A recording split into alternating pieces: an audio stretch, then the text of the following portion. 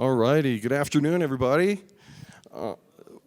We're so excited to be here at the Grand Canyon this afternoon in this lovely winter weather that makes the colors of the canyon stand out so beautifully.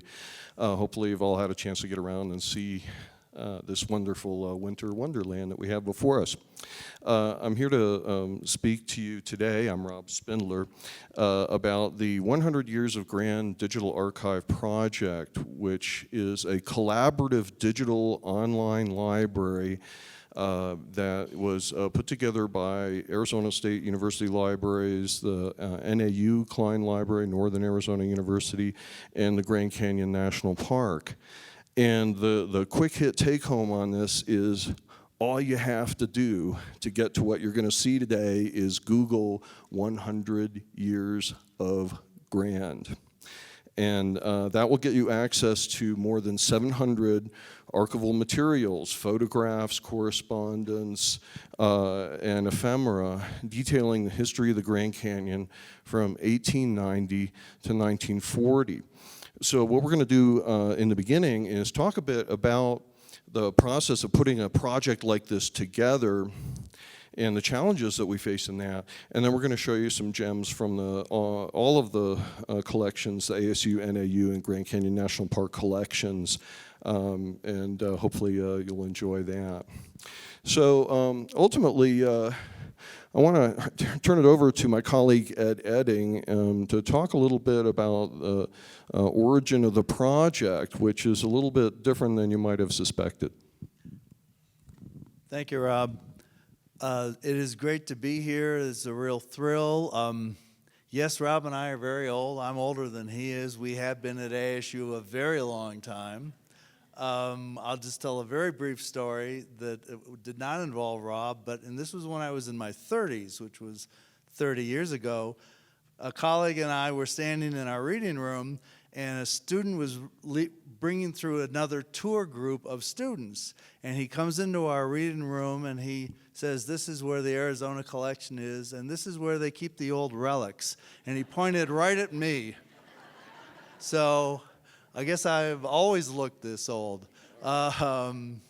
Yes, it was a great thrill to work on this project with Rob and Peter. The origins of the project came about because I've had an abiding interest since I came to Arizona as the head of the Arizona collection with Carl Hayden. And I knew that Carl Hayden was instrumental in the creation of the legislation that created Grand Canyon National Park. Among other things, I have actually, at one point when I started, looked at all of the folders when I first started in the Carl Hayden papers, so I knew what a great collection it was. And I went to Rob and said, you know, we should do something about honoring Carl Hayden, honoring Grand Canyon National Park. What do you think? You know, the good news about academia is that sometimes it does start off that easily, where you just go to a colleague and say, well, what do you think? What we can do and what can we do? And Rob has much more, as he'll talk about, experience with these kinds of grants. And he said, well, it sounds like a possibility, but we really should involve Peter John Runge at NAU and make it a collaborative project. So that really started about a year, let's see, well, 2 years, 3 years. We started in March. What we're saying is that I think I approached Rob around March of 2016, just about 3 years ago. And we brought Peter on board pretty quickly and then started the process of deciding what kinds of grants we were going to look for, what we were going to do. We all, as archivists, and I'm a former archivist, feel strongly about digitizing material to make it available for the wide public. And in fact, one of the underlying goals of the project is to make it as available as possible. That's why you can download the materials that you see there, and hopefully they'll be used in schools, K through 12, by researchers. So that really was the underlying aspect of the project. It was, in my mind, first to honor Carl Hayden and to honor the legislative process. We all make jokes about Congress, but they do good things, and this was a great example of really setting the stage for the preservation of our national parks and scenic areas. So that's basically really the origin of why we got started with this project, and Rob is, are you ready? Rob is going to talk about more, really sort of the nitty-gritty of how we did this, hopefully. Alrighty, well, one of the interesting challenges in a project like this is choosing partners carefully, and ASU and NAU had a long series of collaborations together. We had worked with NAU on a project for the Arizona State Centennial in 2012 that was also funded by the same agency that funded this particular work. And they had built the Colorado Plateau Digital Library, digital archive, and had that up and running for many, many years. The advantage that ASU had coming into this was that we also had the ASU digital repository up and running, and we'd been loading archival materials to the digital repository since 2011. And so we were able to do a large amount of work in a very short period of time because we ultimately had very skilled people working in this, and there were a total of 16 people that worked on the project, only 2 of whom were paid for by the grant. So when you're in the process of writing a proposal for a grant project like this, you need to be able to demonstrate your technical ability, and we were able to do that. But you also need to be able to demonstrate the importance of the material. And we spent some time looking at existing descriptions of our collections. How many of you have been to Arizona Archives Online? Very good. Arizona Archives Online is the place where many Arizona archival institutions load descriptions of archival materials. And these tend to be abstract or hopefully folder level descriptions of these very large archival collections. One of the great advantages we had at ASU was having over 800 feet of Carl Hayden's papers available to us. But when you think about, okay, how do I do a project like this? I've got 800 feet of material. How do we select? Because when you do a digitization project, you're selecting specific items. And so somehow you have to bridge that gap between these very abstract, broad descriptions that you have and getting down to the item level. Now, this is a role that Ed was very important in doing for ASU. So big picture organization of the project was that we have a distributed model for this project. NAU used the Colorado Plateau Digital Archive for hosting their material and also hosting the material selected from the Grand Canyon National Park. I saw Kim Beeson here earlier today, and Kim was instrumental, oh there you are, was instrumental in helping select materials from the Grand Canyon National Park Museum collections, and those were brought to Flagstaff for Peter Runge and his crew to digitize the material, describe it, and load it to the Colorado Plateau Digital Archive. ASU's model was one where we ultimately selected materials and outsourced the digitization to a company in Salt Lake City, and then loaded the materials and described the materials ourselves.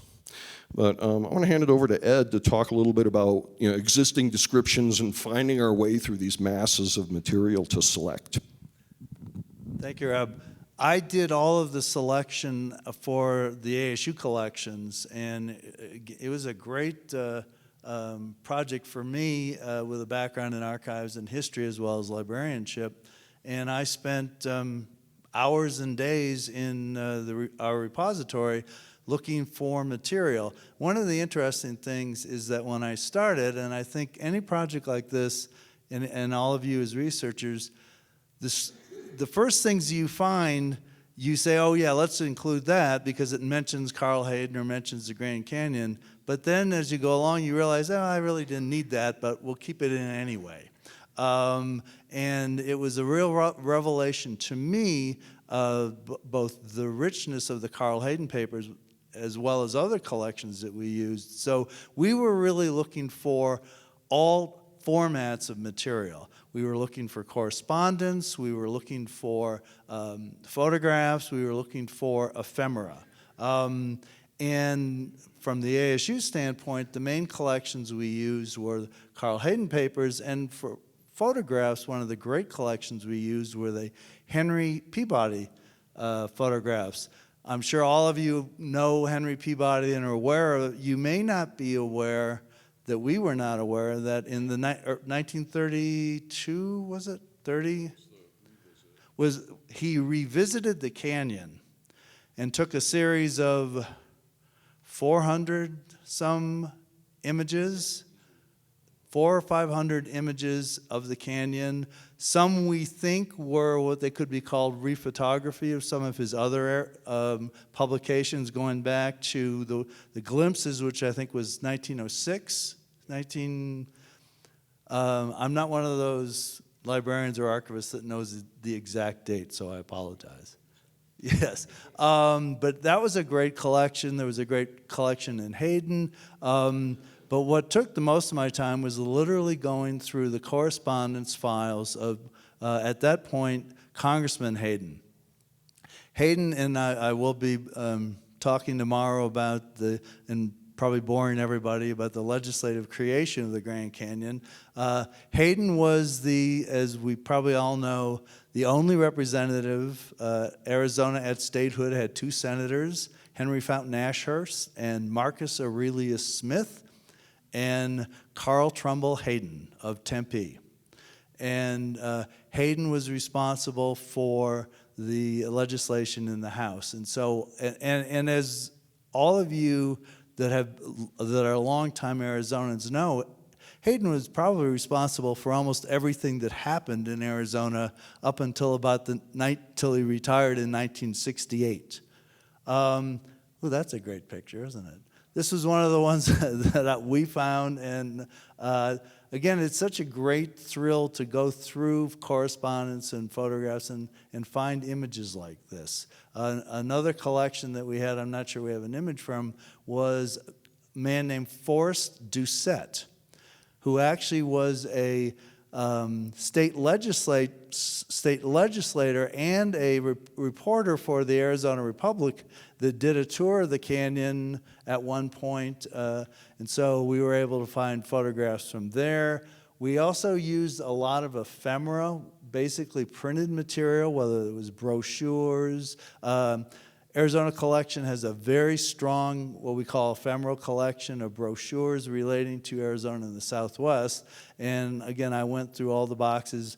Rob pointed to me which ones I should look at, thankfully, and then went through all the boxes and chose material. Just want to see if there's anything I wanted to mention here.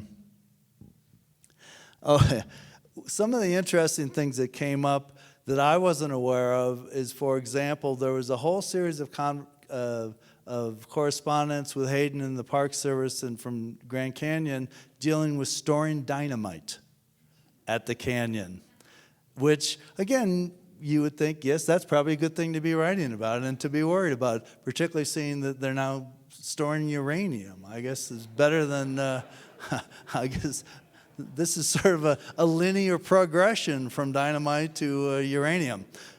And I found, other figures that were involved in the canyon, William Randolph Hearst, obviously, and tomorrow I'll talk about W.W. Bass, who probably deserves an entire symposium devoted to what he did and his activities at Grand Canyon. And so it was a great experience going through. Again, my background as an archivist and someone that had worked with the Hayden papers allowed me, to a degree, to assess the importance of what we were digitizing. Again, we digitized about 600, 700? 700. There were folders that might have had that much correspondence. I would say almost a half of the correspondence that we digitized from ASU came from probably no more than 5 folders in the Hayden collection, 5 or 10 folders. So it's a question of going through and taking a look and seeing what kinds of things, seeing names that you recognize, looking for names that you knew were important, the Camerons, again, Bass, Governor George W.P. Hunt, looking for those kinds of names that were important at the time in Arizona's very early history and obviously the early history of the canyon. I'm going to stop now and see what Rob wants to say. Alrighty, so here's Ed going through these large collections, and he's marking individual photographs and letters, and then I'm pulling them out of those folders and boxes and putting them into, actually looking at them for condition issues, because one of the challenges we had was ensuring that things were not damaged in shipping and in scanning. And so there were some things that we needed to flatten and some things that our vendor in Salt Lake City did for us in terms of unbinding ephemeral items, for example. And we're packing this stuff up, and we made actually 3 shipments to our vendor in Utah over that period. That helped us control our costs. We could see how far down into the budget we were after 2 shipments to determine how much room we had left for shipment 3. We got started really late. We had some interesting issues in terms of bringing on our project consultant who did much of the metadata work, the descriptive work, the indexing work that's behind this. And when you get into projects like this, what you find out is the money's in the metadata. It's real easy to scan a photograph.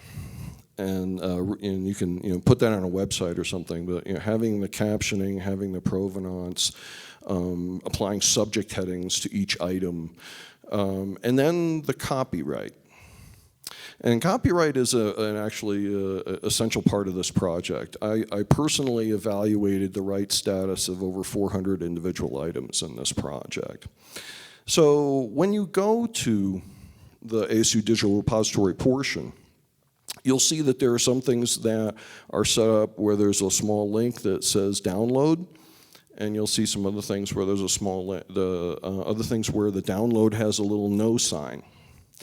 And so ultimately, because part of the reason we chose 1890 to 1940 was we wanted a large portion of the material to be in public domain by virtue of its age. Published materials prior to 1923 are in public domain at this point. The situation with unpublished things is really different and much more complicated. So ultimately, what we tried to do was we tried to open up for public access and public downloading of publication quality files as much as we possibly could without putting the university at risk. And so you'll see things that you can't download, especially in the ephemera collections. So many of these were post-1923. And one of the challenges is actually going back and opening this stuff up as it reaches the public domain. So that's a long way of saying that not everything is available for download globally. There are certain things that where we're able to take some risks by using fair use harbors for downloading to ASU only. So certain students and faculty who log into the 100 Years of Grant project can download certain things. Then there were some other interesting things where we have this category of stuff that we call orphan works. Anybody heard of orphan works? Yeah, he's laughing, that's great. It's a big headache. Well, ultimately what it means is that the copyright for something is still active, but nobody knows who owns it. And we don't know how to contact that person. If you've published historic photographs, you've had this problem. And so there were a couple of collections that we have had at ASU for decades. The Henry Peabody collection is one example, where we could substantiate the gift of the material to ASU But that deed of gift or that letter of transmittal from the 1970s didn't specifically address a transfer of copyright. So in those cases where we've had the stuff for a long time, we don't have any family members we can contact, the indications from the donor was they wanted it made widely available. It was not professional work. So we weren't impacting the market value of the work.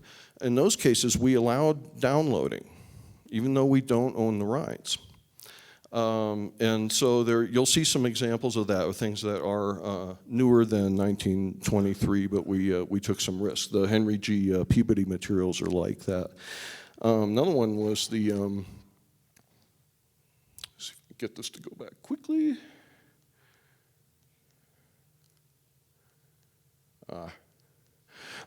Anyway, you probably saw the photo of the cable rig a few moments ago from the Benjamin Fry papers. The cable rig photo is really neat, and Benjamin Fry, anybody heard of Benjamin Fry? We want to know more about this man. He was an itinerant chaplain for the Civilian Conservation Corps. And he left his daughter, and his daughter ultimately left to ASU, a large body of photographs and some motion pictures of Civilian Conservation Corps workers actually at sites, in training, and things like that. So Benjamin Fry took the photo of his daughter and his wife riding the cable rig down into the canyon and across the river. That's another collection where we didn't technically own rights, but we went forward and made it accessible. So there is some risk in doing this kind of work. So we selected materials, we digitized them, we brought them back, we cataloged them, we loaded them from about December of 17 into, actually we went right up to the last day of the grant period in July of 18. And at that time, I think it was July 28th, we met in Flagstaff for a publicity rollout meeting and to open the collection to the public. So the collection's actually been open to the public for some time. So ultimately, this is what it looks like. This is the opening web page. If you Google 100 Years of Grand, you'll see the web page. And you'll notice in the black strip, there's a history, resources, and another thing. History's work was Ed's work. He did a wonderful job writing a chronology timeline and a feature article on Carl Hayden. You want to talk about that a little bit? Thank you, Rob. And I also wanted to say Rob was the copyright police. When I wasn't sure, or even when I was sure, Rob would say, no, we really can't use that. And we also had at least one case, may have been more, but at least one case of a collection that there were current owners that did not want us to use, or did not allow us to use photographs from that collection. So there was a lot of negotiation that went on in terms of developing both the digitization. I actually had to use, Rob sort of alluded to it, I had to put everything I looked at, I put it into a PowerPoint with the various file or various fields, and then it went to our person that dealt with the digitization and applied metadata and that kind of thing. So it really was an involved project. This is our webpage. We always wanted to have not just the digitization project went into, as Rob said, the ASU Digital Repository and on NEU's and their Colorado Plateau Digital Repository. But we always wanted to have a public vehicle, so to speak, to get the word out and to allow people to utilize the collections and the things that we digitize. And so again, this is the first page. Rob mentioned the history. There's a little article on Hayden, which I stole from something I'd written before. There's also an article on the Bright Angel Trail controversy. And again, this was a good example going back to the selection process. I've been interested in hiking in Arizona for quite a long time and did a paper on, among other things, the Bright Angel Trail many years ago. And so out of personal bias, I was particularly interested in including things like that. So any researcher would, I think, would admit that there is some personal interest and bias that goes into the selection. The timeline that we had, again, was put together. I found about 5 different timelines and then sent what I thought was a timeline off to Kim Beeson, who actually gave me the real information. So hopefully, with that help, we were able to get a very nice timeline. We have a bibliography of materials. If you haven't used, and it is available to the public, something called the Hathy Trust. The Hathy Trust is a website or is a project that digitizes full-length monograph books, pamphlets, that kind of thing. And there's quite a bit of early pamphlets in the Hathy Trust. For example, Peabody's Glimpses of Canyon of Arizona, Grand Canyon, is in there. Full text available. So we have a bibliography. We have, again, several articles. We want to make this as a project that, again, reaches out and the people will utilize in their own research for their own interests. So that really was what went into, again, you can see the 3 areas, those photographs. You can click either one of those on and go to correspondence, photographs, or ephemera. Those are from the ASU collections, and then below are from the NAU collections and the Grand Canyon collections.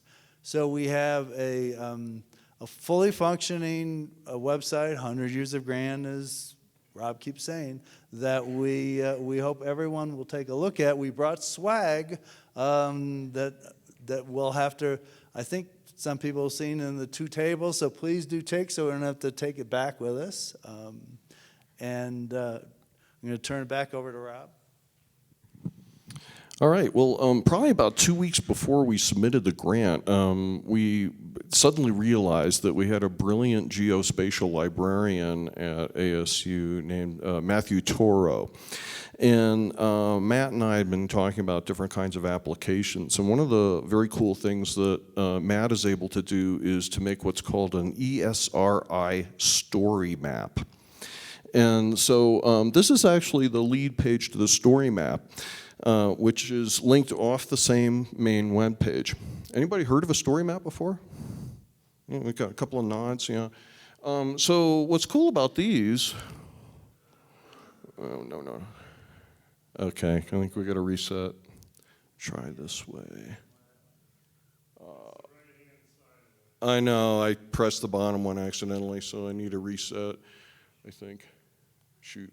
Okay, so ultimately, oh, it went backwards. That's, hey, thank you. Perfect. Okay, so what you see, this is the actual story map. And what's pretty neat about that is this is a aerial photograph of the Grand Canyon. And the red dots that you see are the locations of photographs and locations to references associated with references in correspondence that were digitized in the collection. And you can see a whole bunch of red dots right in this area of the Grand Canyon because we happen to have a lot of photographs and a lot of letters that referred to places right around the South Rim Visitor Center. The more popular places would be photographed more frequently, right? So ultimately what happens is this becomes a geographic finding aid to the digital library.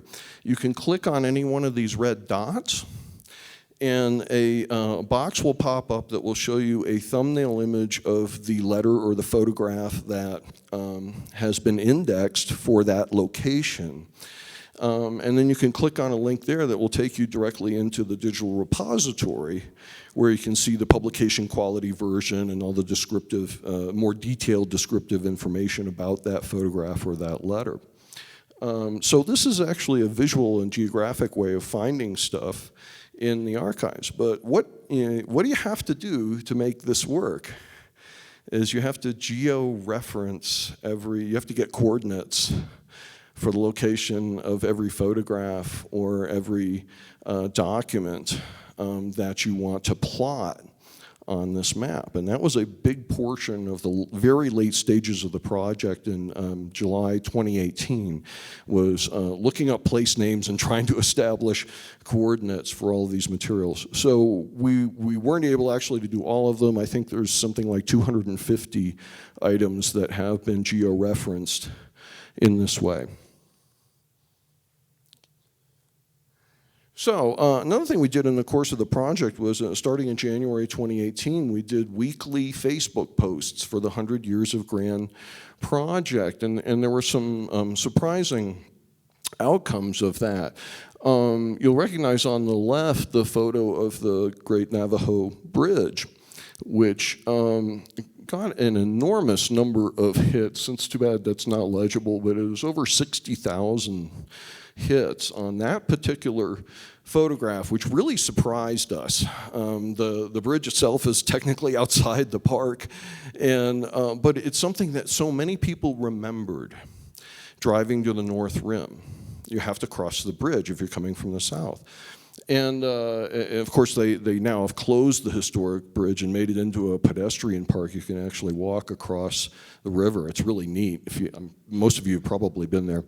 But that photograph really got a lot of attention. And so NAU and ASU took turns week by week making posts to Facebook. And some things that we thought were going to be really popular were not, and others were. It was very surprising results. Oh, here we have some more things from the collection that you can see, some of the early ephemera materials.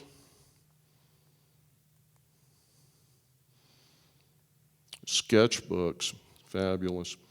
And a wonderful photograph from the Carnegie Caltech expedition.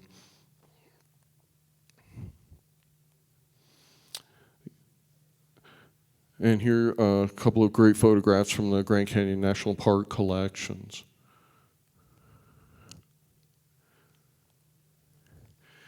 So that just about wraps it up. We've got some significant time for questions, and we hope you'll be interested in our project. Remember, 100 years of Grand, and we're happy to take your questions.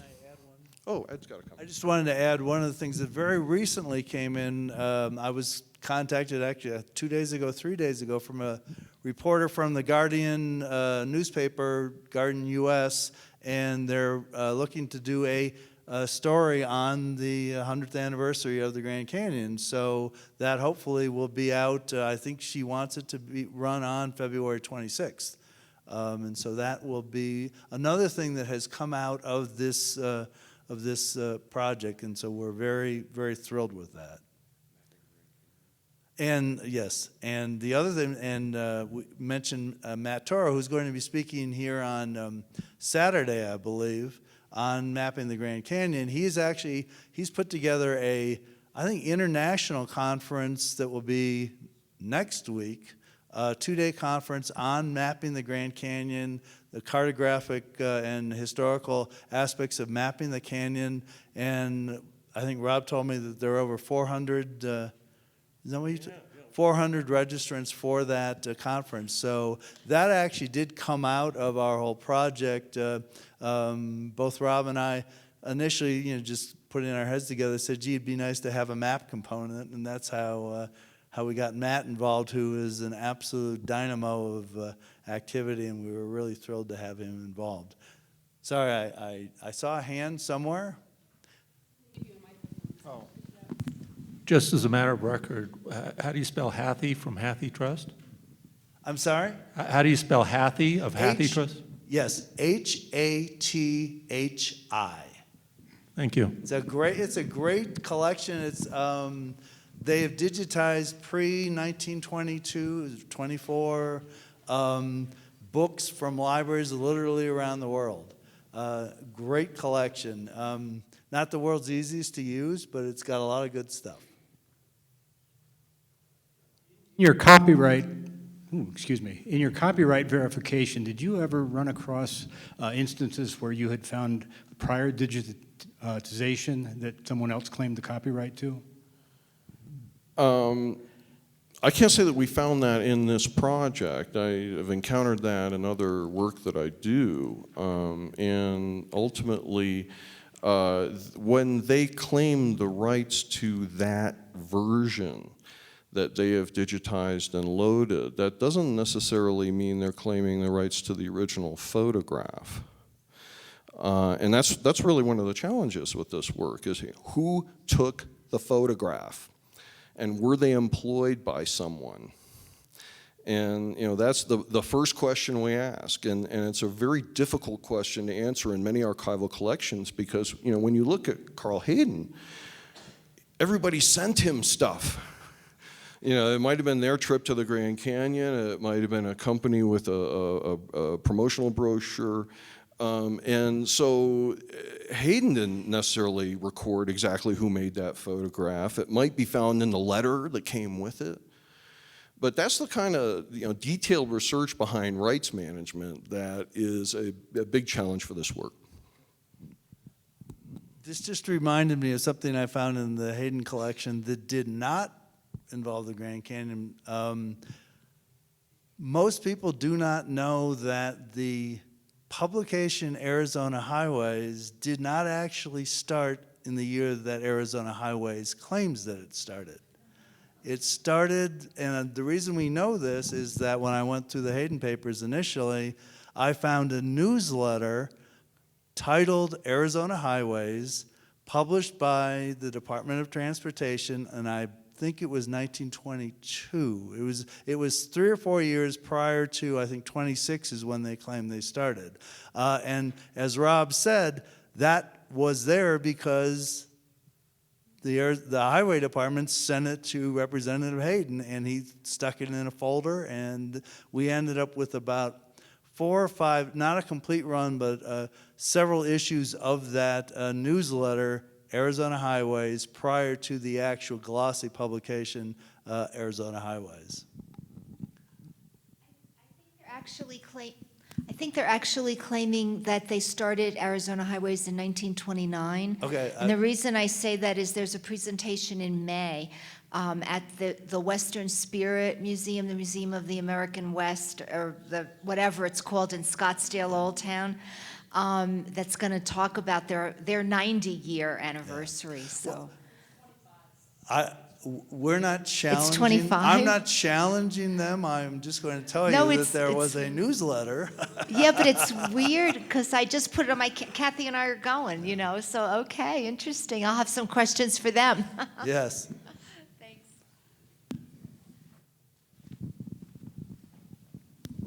I just want to say I stumbled upon your site quite by accident not too long ago, looking for some information about the history of Grand Canyon boundaries, and I found myself in those Carl Hayden correspondence talking about that. And so what I discovered, though, and then, of course, I got sidetracked by the letters about the dynamite caches and then I started to realize it was only a small piece of what was there. And so my question to you is there any plan to try to add to that digitization project in the future? Because it's wonderful what you've got, but boy, there's a treasure trove still to be done, right?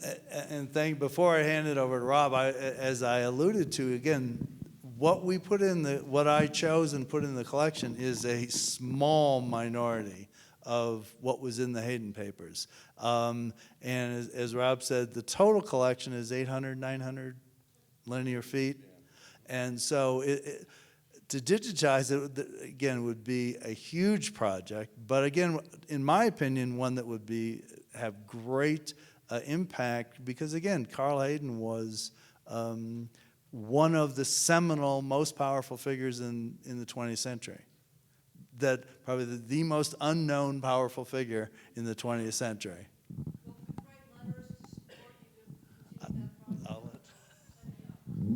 Yeah, in terms of future projects, we haven't sat down and talked about it. There was a point after we had received the LSTA grant and we were ramping up this project. I should mention that this project was funded by the Library Services and Technology Act, which is U.S. Department of Education funding that is distributed by the Arizona State Library. And it's a relatively easy form of grant proposal to do. This was about a $31,000 project as funded. We asked for 39. So when after we got in the initial funding, we started to work on this, we started realizing, wow, there's a lot more material here we could be doing. We kicked around a proposal to the National Historical Publications and Records Commission, which is a division of the National Archives. And we wanted to incorporate a bunch of additional public programming and even potentially a public policy segment talking about, what are the advantages and disadvantages of public management and public lands and partnerships with private organizations. There's a rich body of things that can and should be talked about in the history of the Grand Canyon. So we had a couple of meetings and got fairly down into this, and then realized that NHPRC cannot fund projects that use federal records, federal government records. And there are a lot of things here, Park Service correspondence and other things that were made by the federal government that they're unable to fund. So, and that would be true of National Endowment for the Humanities and other sources.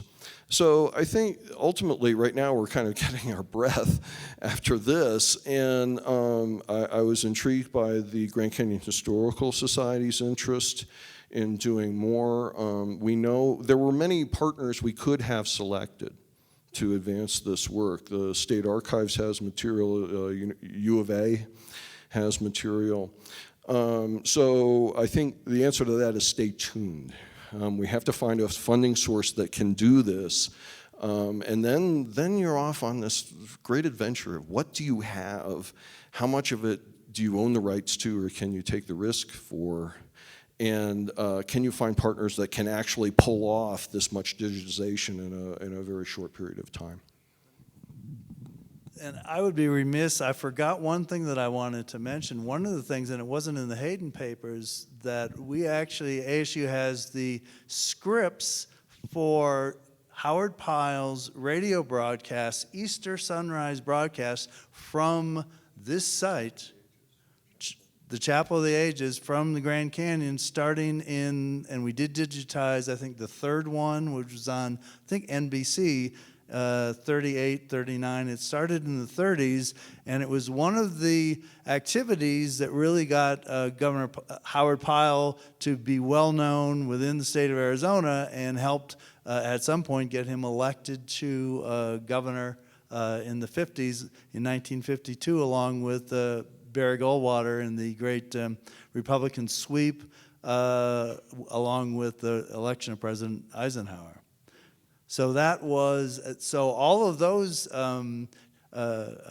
text scripts for those radio broadcasts are in the Howard Pyle papers at ASU.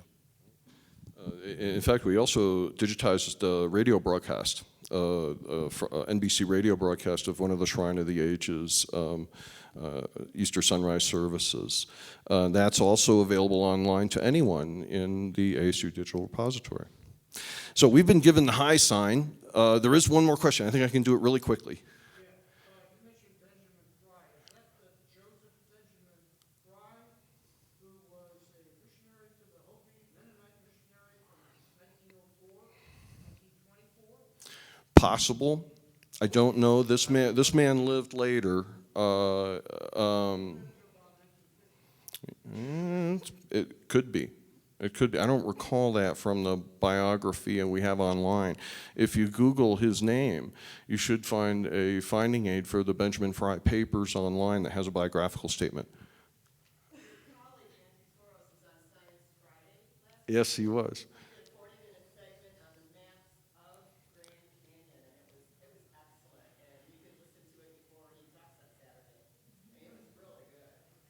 Okay. thank you for recognizing Matt's great work. We're really sorry that Pete Runge couldn't be here to represent NAU and their good work. We're very thankful for Kim Peasom and her work representing the Grand Canyon National Park. Thank you all very much.